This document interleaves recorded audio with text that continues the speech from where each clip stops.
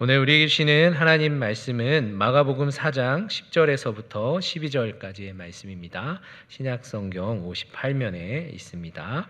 하나님 말씀을 봉독하도록 하겠습니다.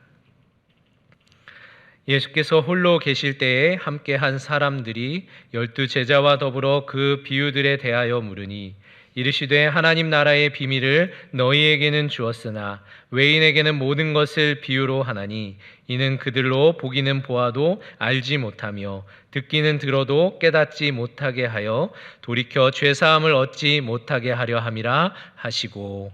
아멘. 할렐루야.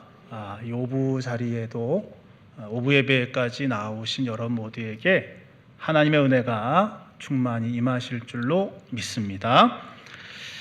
성경 말씀에는 수많은 비유가 등장을 합니다. 복음서에서는 예수님께서 비유가 아니면 말씀하지 아니하셨다라고 표현하는 대목도 있습니다. 왜 비유를 사용하셨을까요?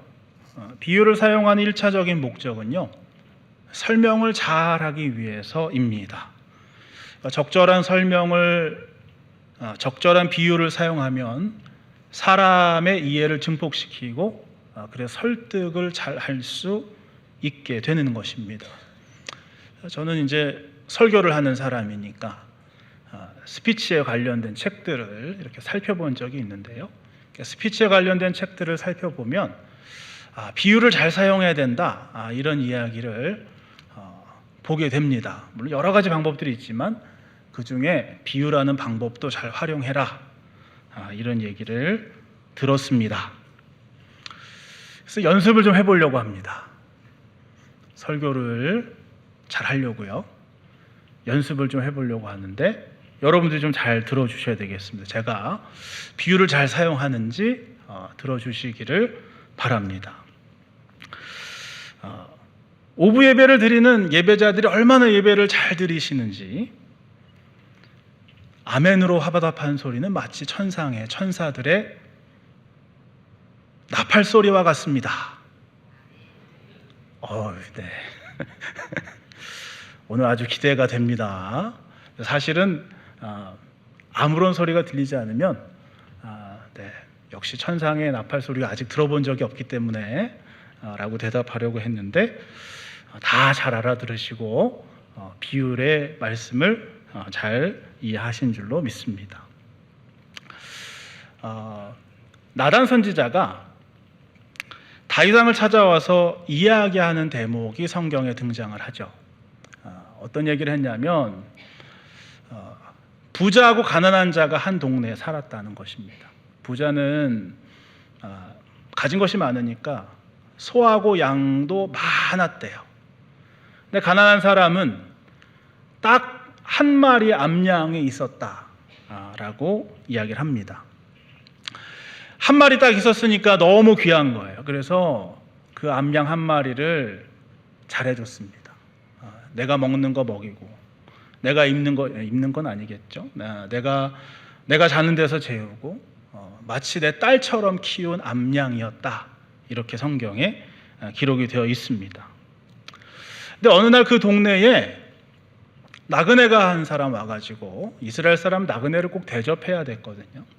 나그네가 한 사람 와가지고 대접을 해야 될 일이 생겼는데, 그만 이 부자가 이 가난한 사람하고 얘기를 하면서 이번에는 네가 대접을 해야 된다, 이번에는 네 한 마리 그 암양을 잡자라고 이야기를 했다라는 것이죠.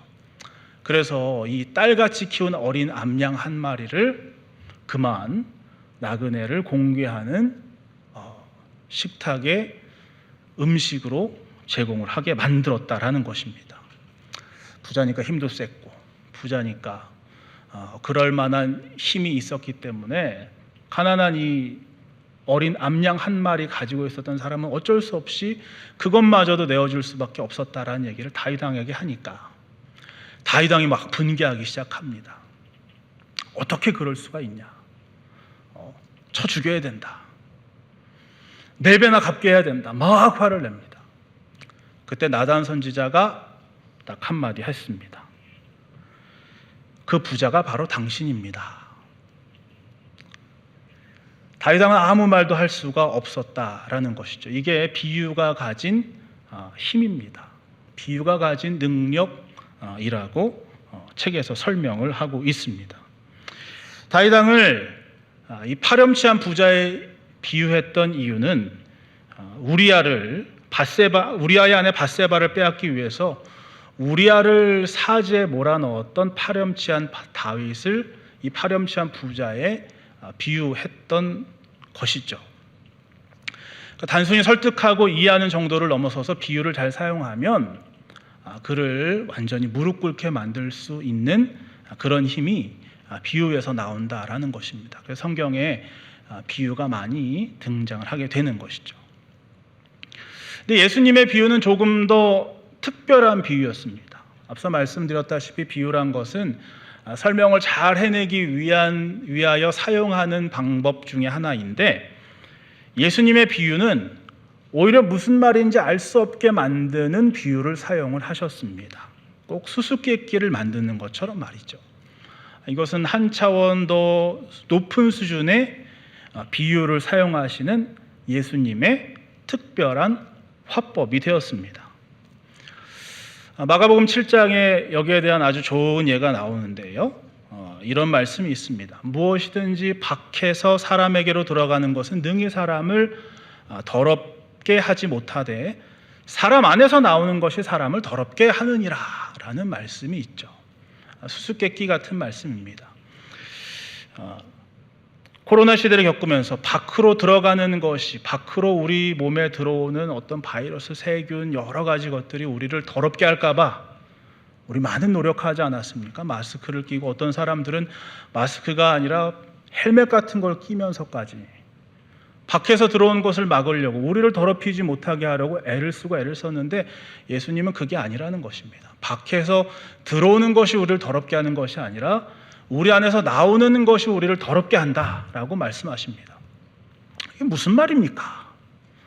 이게 무슨 수수께끼입니까? 하고 예수님 말씀을 가만 들어보면 이해가 갑니다. 이래서 예수님이구나. 이래서 예수님 말씀이 진리구나라는 것을 깨닫게 됩니다. 무슨 뜻입니까?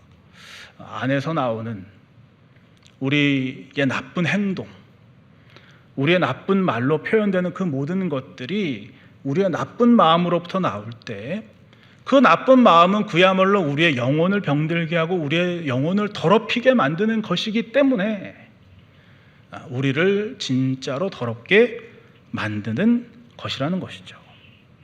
그러므로 예수님께서는 이 심오한 어떤 영적인 진리에 가까이 다가갈 수 있게 해주려고 이 수수께끼 비유를 사용하시곤 하셨습니다.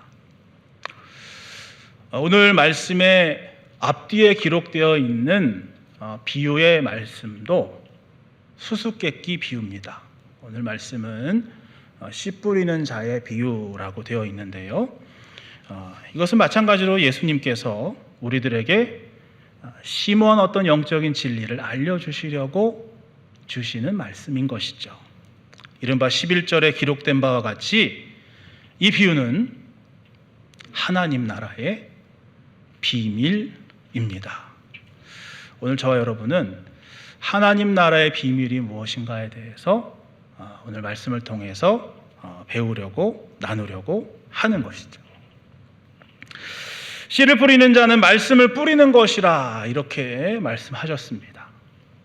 그러므로 하나님의 나라는 말씀으로부터 시작이 되는 것입니다. 그러나 이 말씀의 씨앗이 각기 다른 네 곳의 다른 땅에 뿌려지는 것을 보여주십니다. 더러는 길가에 뿌려졌습니다. 근데 길가에 뿌려진 것은 사단이 금세 와서 그 말씀의 씨앗을 집어가 버립니다. 마치 길가에 씨앗이 뿌려져 있으면 비둘기가 와서 쪼아먹고 참새가 와서 가져가는 것처럼 금세 사라지고 없습니다. 돌짝밭에 뿌려진 말씀들이 있습니다.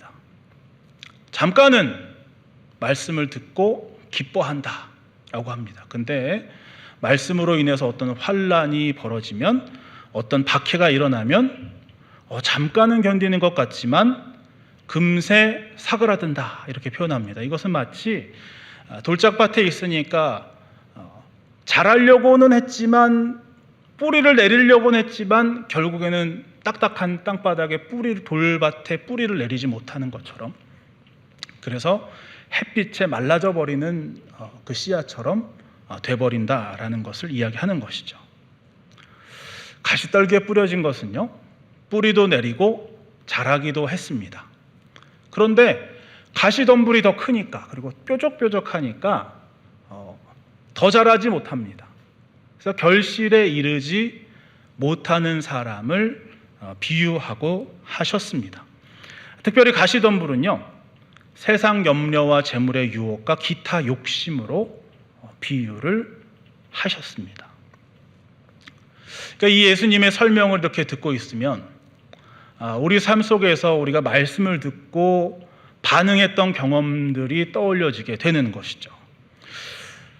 우리도 이렇게 말씀들을 여러 주님의 말씀을 듣고 어떤 것은 언제 그런 말씀 들었나 싶은 것처럼 지나가 버린 말씀들 있었고요. 어떤 것은 듣고 너무 기뻤는데 조금 힘든 일이 있고 조금 이 말씀을 지키려고 생각하니까 어려운 일이 생각나면 이거 또 금세 사그라드는 경험들이 있고요. 또 어떤 말씀들은 또 좀 지키고 어느 정도 뿌리도 내리고 어느 정도 자라고 어느 정도 내가 좀 해보려나 했는데 그만 세상살이에 바쁘고 지쳐서 더 결실하지 못하고 더 자라게 하지 못하고 사그라들게 만드는 그러한 경험들이 떠올려지게 되는 것입니다. 그렇기 때문에 좋은 땅에 뿌려졌다라고 하는 것은 단순히 운 좋게 어떤 씨앗들은 좋은 땅에 자리 잡았다라는 것을 말하는 것이 아니라, 또 씨앗을 뿌리려면 땅을 잘 보고 좋은 땅에만 뿌려야 돼라는 것을 의미하는 것이 아니라 우리 마음밭이 좋은 밭이 되도록, 좋은 땅이 되도록 기경해야 되는 것이구나라는 것을 깨닫게 되는 것이죠. 길가에 뿌려져 있는 것, 우리 마음밭이 길가 같거든 좀 길가에 있는 걸 옮겨오려고 노력해야 되고, 우리 마음밭이 좀 돌짝밭 같거든 돌을 좀 골라내려고 노력해야 되고, 좀 우리 마음밭이 가시덤불 같은 것들이 막 자라나 있거든 그거를 좀 뽑아내려고 노력을 해야 되고 하는 것들, 노력이 있을 때에 우리 마음밭이 좋은 밭이 돼서 좋은 땅이 되어서 30배, 60배, 100배의 결실을 맺겠구나라는 것을 깨닫게 되는 것입니다. 그러므로 사랑하는 여러분, 환난을 견디고 인내해서 말씀을 깊이 뿌리 내려야겠다는 다짐, 또 세상에 재물 유혹과 욕심에서 벗어나야겠다는 결단을 해내는 여러분 모두가 되시기를 바랍니다. 그래서 좋은 땅이 되어야 됩니다. 좋은 땅이 되어서 여러분의 마음밭에 그 좋은 씨앗들이, 그 말씀의 씨앗들이 뿌려지고 그 말씀의 씨앗들이 자라서 하나님의 나라들이 이루어지는 것이죠. 하나님 나라가 다른 데 있는 것이 아닙니다. 여러분들의 마음에서 시작하는 것이죠. 바로 주님께서 여러분들에게 뿌려주신 그 말씀의 씨앗에서부터 그 하나님 나라가 시작된다라는 것이 오늘 주님께서 우리에게 주신 하나님 나라의 비밀입니다. 여기까지가 우리 주님이 말씀해 주신 하나님 나라의 비밀이고요. 저는 오늘 말씀에서 난해한 수수께끼가 하나 더 있음을 보게 됩니다. 그래서 하나님 나라의 비밀을 한 가지를 더 나누고 싶은 거예요. 좋은 땅이 되기로 다짐하고, 좋은 땅이 되기로 결단하고, 좋은 땅이 되려고 노력하는 하나님 나라의 비밀을 취한 여러분들에게, 이제 더 나아가려는 여러분들에게 이 비밀이 큰 은혜가 되시기를 바랍니다.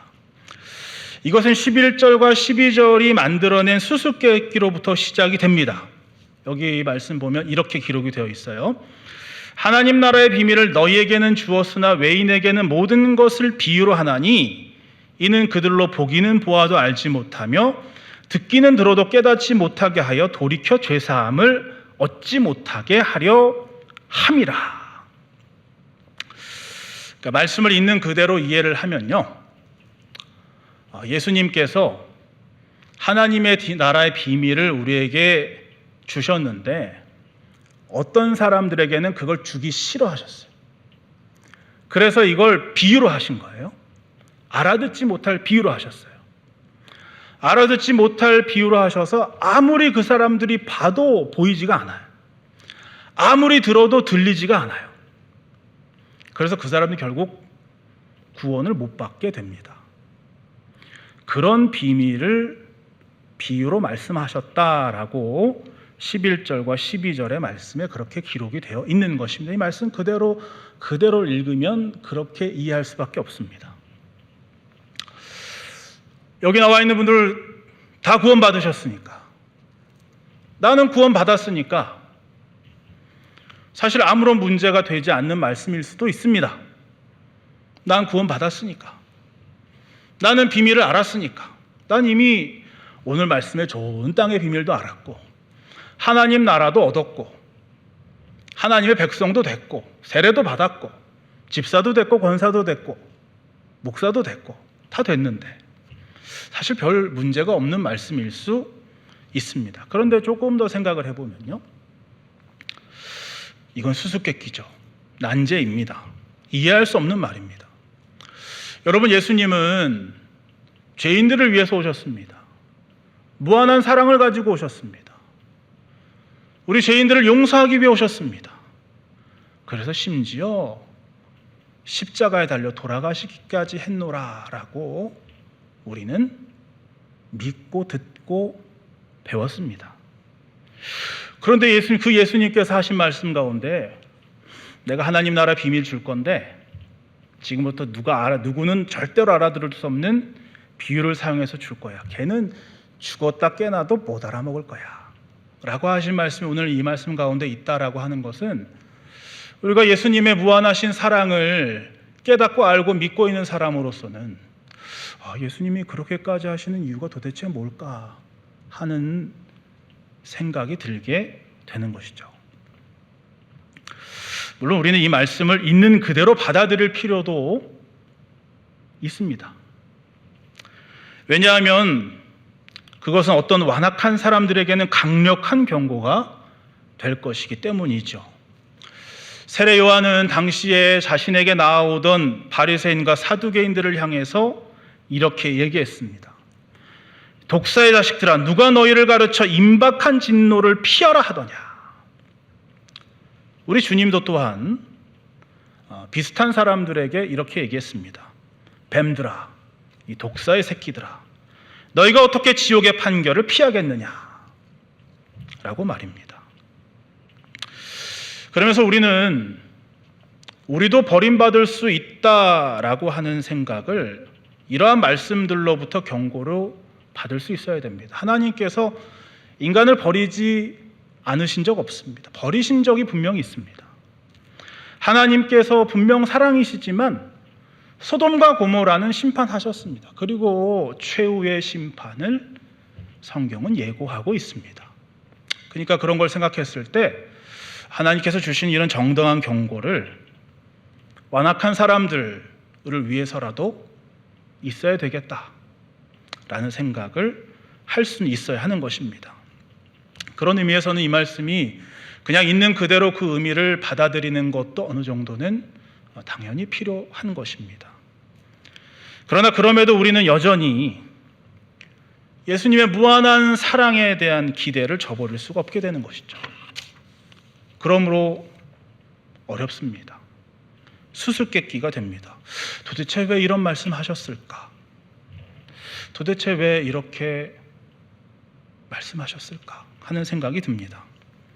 더더군다나 우리의 눈을 돌려서 우리 주변에 있는 많은 사람들을 생각해 보면 특별히 아직 믿지 않는 사람들 있고 사랑하는 남편이나 아내나 혹은 형제나 자매가 믿지 않는 사람들, 또 부모님들, 또 믿지 않는 자녀들 생각을 떠올려 보면 만약에 우리 주님께서 저들을 결코 선택하지 않으시고 절대로 못 알아들을 말씀만 선포하고 계시는 것은 아닌가라는 생각이 들 때 받아들이기 너무나 어려운 말씀이 되는 것이죠. 너무나 무서운 말씀이 되는 것이죠. 나는 구원받아서 감사하지만 결코 구원받을 수 없는 사람들이 내 자녀요, 내 남편이요, 내 자식이요, 내 부모라고 생각할 때는 너무나도 무서운 말씀이 되게 되는 것입니다. 예수님은 건강한 자가 아니라 환자를 위해서, 의인이 아니라 죄인을 위해서 이 땅에 오셨다고 하셨는데 왜 이렇게 말씀하셨을까? 이 말씀은 수수께끼가 되게 되는 것이죠. 어떻게 이 말씀 풀어낼 수 있을까요? 이 말씀 풀어내려면 말씀을 잘 들여다봐야 됩니다. 이 말씀을 깨달으려면 먼저 오늘 말씀에 11절 말씀을 잘 볼 수 있어야 됩니다. 11절 말씀을 다시 읽어보시면 이렇게 되어 있습니다. 하나님 나라의 비밀을 너희에게는 주었으나 외인에게는 모든 것을 비유로 하셨다라고 되어 있습니다. 그러니까 보면요, 너희와 외인이 구분이 되어져 있음을 볼 수 있는 것이죠.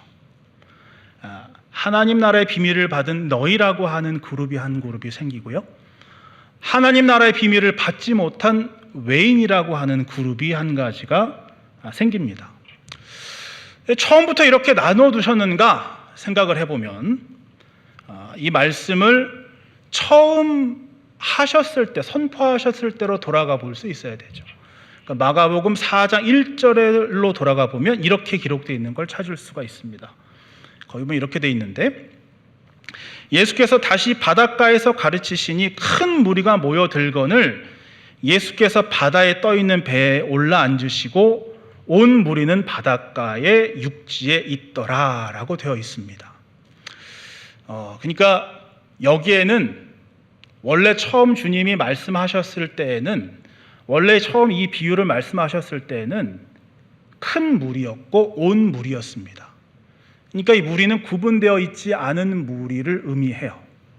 그리고 나서 우리 주님은 씨 뿌리는 자의 비유를 얘기하셨던 것입니다. 그러면 무슨 말이냐면, 처음에는 다 모르는 채로 다 들었다라는 것입니다. 씨 뿌리는 자의 비유를 너희나 외인이나 구별 없이 다 들었습니다. 그리고 똑같이 그 뜻을 알지 못했겠죠. 왜냐하면 수수께끼를 말씀하셨으니까 너희나 외인이나 구분 없이 그 온 무리는, 그 말씀을 들은 무리는 이게 뭔 말인가 하는 생각을 가지고 그 말씀을 들었다라는 것입니다. 사랑하는 여러분, 하나님은 공평하십니다. 하나님은 선인에게나 악인에게나 똑같이 해를 주십니다. 하나님은 의로운 자에게나 불의한 자에게나 똑같이 비를 내려주시는 분이십니다. 살아있는 그 누구에게나 하나님께서는 동일한 수수께끼를 허락하시는 것입니다. 모든 사람들에게 똑같은 비유를 주셨습니다. 그렇다면 외인과 너희의 차이는 어디에서 생겨나게 됩니까? 누가 너희가 되고 누가 외인이 됩니까? 그것은 오늘 말씀의 10절을 잘 들여다봐야 됩니다. 오늘 말씀에 보면 이렇게 기록이 되어 있어요. 예수께서 홀로 계실 때에 함께한 사람들이 12제자와 더불어 그 비유들에 대하여 물으니라고 되어 있습니다. 처음에는 다 모르는 상태였어요. 다 몰랐습니다. 근데 다 모르겠으니까 물어보러 온 사람들이 있었다라는 것입니다. 그리고 물어보러 온 사람들이 너희가 된 것입니다. 따라서 너희와 외인의 차이는 매우 단순하고 분명하죠. 모르겠는 말을 하니까 몰라서 물어보러 온 사람은 하나님 나라의 비밀을 들었어요. 그게 너희로 구분된 하나님 나라 비밀을 받은 사람들입니다. 구원받지 못하게 된 외인은 찾아오지 않은 사람들이에요. 아니, 뭔지 모르는 소리를 들었는데 예수님께 나오지 않았어요. 와서 물어보질 않았단 말이에요. 이것이 예수님께서 사랑하지 않아서인가? 라는 것은 잘 생각해 볼 필요가 있습니다. 실제로 예수님께서는 성경 곳곳에서 자신에게 찾아온 사람들에게는 관대하셨습니다. 공간복음서에서 한 부자 처녀 예수님 찾아 질문하는 장면이 기록되어 있습니다. 선한 선생님이여, 내가 어찌하여야 영생을 얻으리이까? 그는 하나님 나라의 비밀을 여쭈는 것입니다. 예수님은 그에게 답을 알려주셨습니다. 다 팔아서 그 이웃에게 나누어주고 나를 따라오너라. 그 청년이 재물이 많아서 근심하고 돌아갔을 뿐, 예수님은 그 청년에게 답을 분명하게 제시하셨습니다. 너는 나를 따라와야 된다 라고 말이죠. 유대인의 지도자의 선생이었던 니고데모가 밤중에 예수님 찾아왔을 때에도 예수님은 그에게 중생의 비밀을 알려주셨습니다. 어떻게 어머니 뱃속에 다시 들어갈 수 있겠습니까? 라고 아주 초보적인 질문을 했을 때에도 육체가 아니고 영과 영적인 일을 얘기하는 것이다. 물과 성령으로 거듭나는 세계를 말하는 것이다 라고 그에게 친절하게 알려주셨습니다. 찾아가면 알려주십니다.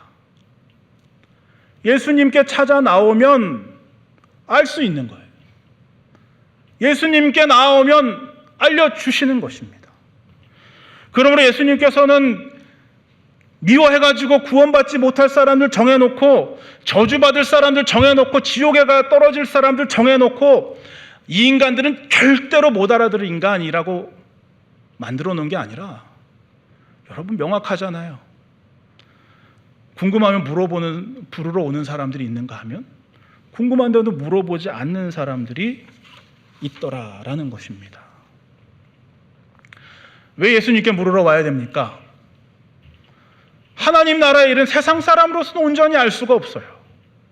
하나님 나라에서 오신 우리 주님밖에는 온전히 알 수 없기 때문에 하나님 나라의 비밀은 하나님의 아들이시오, 하나님 나라의 주인이신 예수님께 직접 들어야 되는 것입니다. 그러니까 하나님 앞에 찾아와야죠. 그러니까 예수님 앞에 나와야죠. 그래야 그 하나님 나라의 비밀을 온전한 형태로 들을 수 있게 되는 것입니다. 찾아오면 알려주시는 거예요. 그러므로 사랑하는 여러분, 찾아오는 너희가 되시기 바랍니다. 끊임없이 일어나는 삶의 질문들 분명히 다 있을 것입니다. 그때마다 다른 데 가시면 안 됩니다. 예수님 앞에 오셔야 됩니다. 하나님께서 분명히 알려주실 것입니다. 근데 요즘 시대는요, 답이 너무 빨리 알려지는 시대를 살아가는 것 같아요.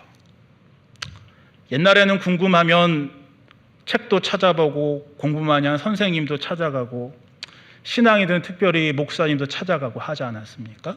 시간이 상당히 걸립니다. 찾아보는 것 자체가 시간이 많이 걸렸어요. 답을 알아내는 것 자체가 시간이 걸렸는데 요새는 누구한테 물어보죠? 네이버와 구글에게 물어봅니다. 조금만 수고하면 금방 알아요. 근데 그것도 이제 옛말이래요. 요새는 챗 GPT에게 물어봅니다. 그러면 얘가 네이버와 구글을 검색해서 더 빨리 알려주더라고요. 생각보다 잘 알아와요. 궁금하면 한번 해보세요. 어르신들은 그거 하는 방법을 아직 모를 수도 있겠지만 제가 한번 해봤거든요. 이필삼 목사님에 대해서 어떻게 생각해 하고 제가 질문을 해봤어요. 뭐라고 하는 줄 아십니까? 이필삼 목사는 서울 강남구에 위치한 청운교회 담임 목사로 깊은 말씀 묵상과 찬양의 은사로 알려져 있습니다. 그는 예수님의 마음을 닮아 성도들에게 섬김과 영적인 안내를 제공하며 열정적으로 기도하고 일하는 하나님의 일꾼으로 평가받고 있습니다. 종교신문 1위 크리스천 투데이 찾아보고 대답함 이렇게 써 있더라고요. 김진호 목사는 찾아보지 마세요. 아직 안 유명해가지고 헷갈려요. 막 여러 사람 나오거든요. 답이 빨리 내려지는 세계를 살아갑니다. 답이 너무 빨리 내려져요. 그러니까 여러분 깊이 고민하지 않고 여러분 이미 답 내리고 살아가는 게 많습니다. 하나님 앞에 나오기 전에 이런 거 물어봐야 되지 않을까? 이런 거 기도해 봐야 되지 않을까? 이런 거 수수께 끼지 않을까? 이런 거 더 고민해 봐야 되지 않을까? 하지 않고 그냥 이미 결정하고 살아가는 게 생각보다 맞는 것 같아요. 그러나 믿음 있는 사람들은 여전히 인생의 많은 문제들에 대해서 함부로 답을 내리지 않고 하나님 앞에 질문합니다. 제가 신방 중에 기도 제목 하나를 받았습니다. A4 한 면을 받았어요. 긴데 그 중에 넘어갈 뻔했는데 한 문장이 보였습니다. 우리 땡땡땡이가 중요한 시험이 있어서 주일 예배를 몇 주간 빠지고 학원에 갑니다. 기도해 주세요. 하마터면 못 볼 뻔했습니다. 못 볼 만한 문장이었어요. 고민이 됐습니다. 이거 가지고 얘기하면 길어지는데, 이거 가지고 얘기하면 상처받을 수도 있는데, 이걸 보라고 썼나 안 보라고 썼나. 계속 빠지겠다는 것도 아니고 몇 주만 빠진다는데 얘기했습니다. 집사님 이거 고민돼서 쓰셨죠? 심히 고민되었나라고 고백을 하시더라고요. 목사니까 무조건 예배 드리세요라고 쉽게 결론 내리고 그 성도들의 삶을 재단해 버리지 않으려고 애를 썼습니다. 손해 많이 봅니다. 주일날 학원 빼먹으면 손해 볼 만한 일들 많이 있겠더라고요. 나름 그룹이 돼서 공부를 하는데 그룹에서 빠져야 되고요. 보니까 돈도 걸려 있어요. 그룹으로 돈을 내니까 하나 빠지면 다른 애들이 돈을 더 내야 돼. 그럼 걔랑 이제 누가 그룹해서 공부해요? 몇 주간이지만 그런 거예요. 진지하게 같이 고민하면서 기도했습니다. 어떻게 보면 학창시절 되게 짧잖아요. 중학교, 고등학교 한 6년 정도만 교회 잠깐 참으면 되잖아요. 인생 요새 100세 시대인데 잠깐 참고 공부하면 되지 않냐는 거예요. 근데 한번 우선순위에서 밀려나면 이게 영적인 나름의 싸움인데 다시 그런 싸움 할 수 있는 기회가 있을까요? 대학 가면 열심히 교회 나가면 된다라고 생각하지만 굳이 돌아올 이유가 있을까요? 제가 15년 목사로 목회 전도사까지 그렇게 한 것 같은데요. 그런 생각하고 중고등학교 공부만 하다가 돌아온 친구 아직 제가 거의 못 봤습니다. 돌아오기 힘듭니다. 돌아와지지 않습니다. 그 싸움에서 졌는데 왜 돌아와지겠습니까? 근데 저한테 물었잖아요. 손해볼 수도 있다라고 경고했습니다. 학원 안 다니면 하나님이 시험 잘 보게 해줄 거라고 제가 감히 말 못했습니다. 그렇지 않은 경우도 많거든요. 근데 잘 고민해 보시고 기도해 보시고 아이랑 대화해 보시고 지금 이 순간 우리가 무엇을 선택해야 되는지, 우리에게 정말 신앙이 중요한 것인지, 정말 하나님이 중요한 것인지, 정말 공부가 더 중요한 것인지 우리 전체 인생에서 잘 고민해 보시라고 권면했는데 제가 결정 내려준 게 아니고 그분들이 결정했습니다. 학원 안 다니고 그 학원 잠깐 포기하고 주일 예배 나오겠습니다. 하나님이 도와주실 줄로 믿습니다. 그 아이 인생 전체를 하나님께서 붙잡아 주실 줄로 믿습니다. 고민해봐야 됩니다. 수수께끼가 우리 삶에 있어야 됩니다. 난제들이 계속 나와야 됩니다. 신앙인으로 살아가는데 어떻게 수수께끼가 생기지 않을 수 있겠습니까? 내가 신앙인으로 고민하면서 세상을 살아가는데 어떻게 고민거리가 신앙인으로 살아가는데 세상 살아가는데 수수께끼가 안 생깁니까? 수수께끼 가지고 하나님 앞에 나와야죠. 수수께끼가 없다면 오히려 거기에 고민하셔야 됩니다. 하나님 앞에 수수께끼를 가지고 나올 수 있는 여러분 되셔야 됩니다. 똑같은 비유를 들었습니다. 근데 외인들은요, 궁금한데 예수님께 나오지 않아요. 궁금했는지 안 했는지 모르겠지만 외인들은 예수님 앞에 나오지 않았습니다. 너무나도 그게 궁금한 사람들이 주님 앞에 나와서 하나님 나라의 비밀을 들었던 것이죠. 여러분들은 그 궁금한 난제를 가지고, 그 수수께끼를 가지고 하나님 앞에 나오시는, 그래서 하나님 나라의 비밀을 듣는 여러분 모두가 되실 줄로 믿습니다. 같이 기도하겠습니다. 사회 많고 자비하신 하나님 아버지, 참으로 감사합니다. 우리 사랑하는 성도들, 세상 살아가면서 많은 궁금증들, 수수께끼들, 난제들 있을 때 하나님 앞에 나오는 우리 모두 되게 하여 주시옵소서. 우리 너무나 부족하지만 하나님 붙들고 나아가야 되는 줄로 믿습니다. 하나님 앞에 나와서 그 답을 들어야 되는 줄로 믿습니다. 내가 속단하지 않게 도와주시고, 내가 함부로 재단하지 않게 도와주시고, 내가 함부로 결론 내리지 않게 도와주시고, 하나님 앞에 나와 듣는 귀한 지혜로운 사람들 다 될 수 있도록 인도하여 주시옵소서. 이 모든 말씀 우리 주 예수 그리스도의 이름으로 기도하옵나이다. 아멘.